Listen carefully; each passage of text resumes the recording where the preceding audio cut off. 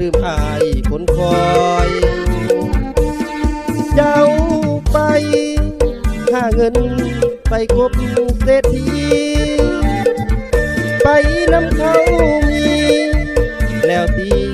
บ่มาบ้านเขาส่วนยางคอยท่าน้องบ่มากกยางจนเท่าไอ้คอยท่าเจ้า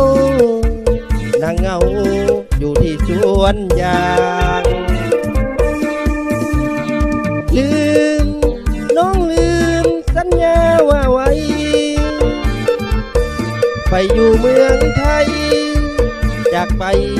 บอกกับคืนมากกยางต้นเก่าสองเฮานั้นเคยสัญญา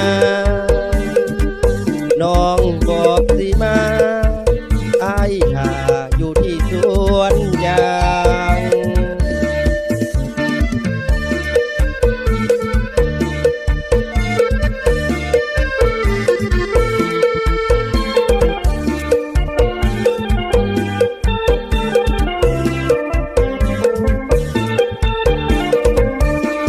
เจ้า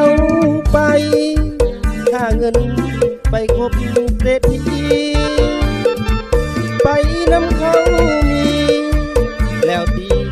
บ่มาบ้านเขาสวนยางคอยท่าน้องบ่มากกยางจนเท่าอายคอยท่าเจ้านางเงาอยู่ที่สวนยางลืมน้องลืมสัญญาว่าไว้ไปอยู่เมืองไทยจากไปบอกกับคืนมาทุกอย่างต้นเก่าสองเฮานั้นเคยสัญญาน้องบอก